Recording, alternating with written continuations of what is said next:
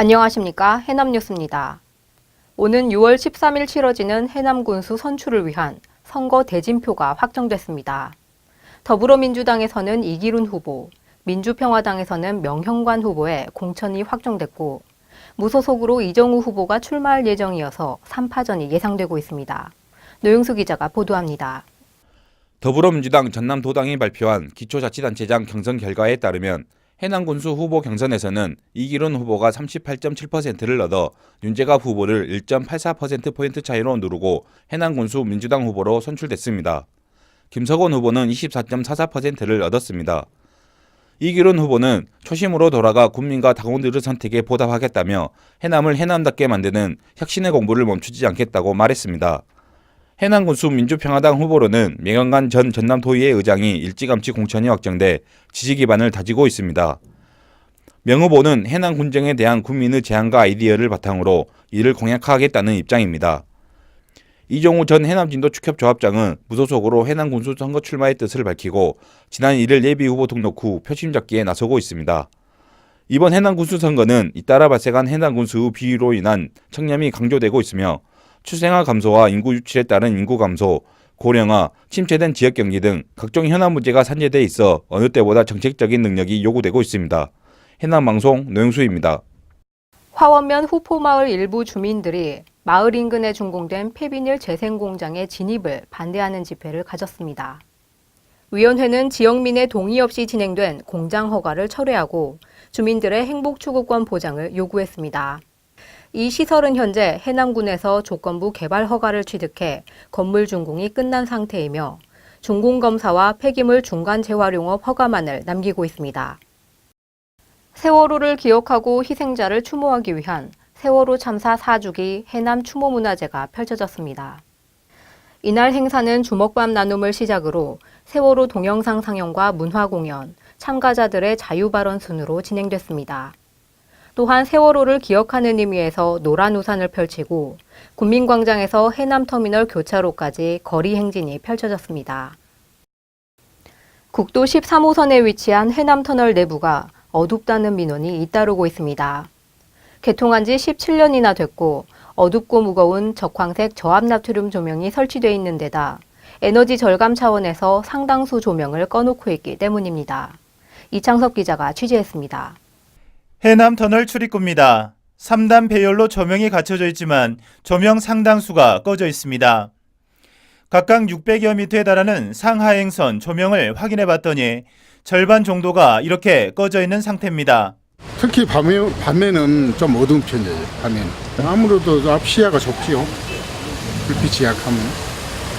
그러니까 조금 더 밝았으면 좋겠더라고요.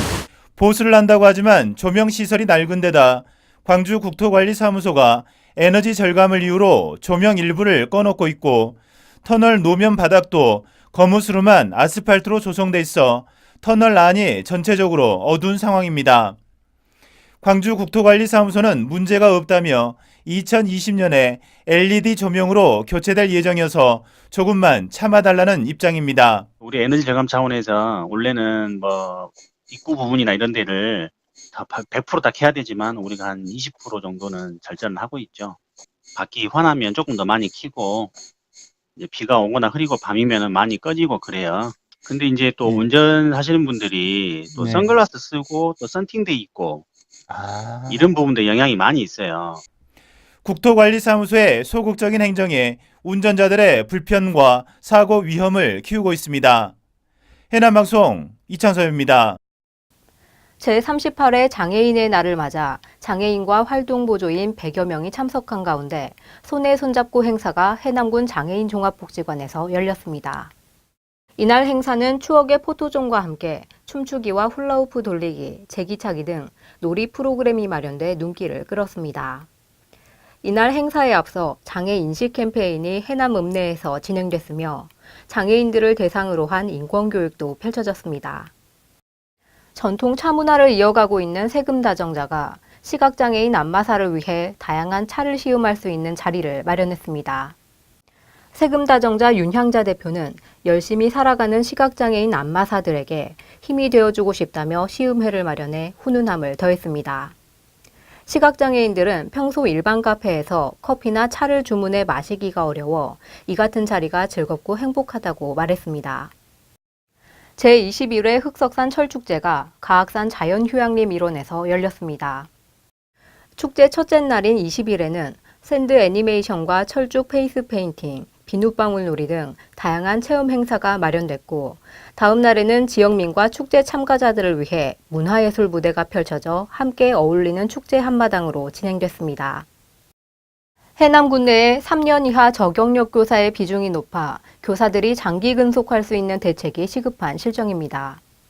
해남교육지원청에 따르면 올해 해남으로 온 80명의 교원 중 중학교는 55%, 초등학교는 66%, 유치원은 100%가 신규 교사로 드러났습니다.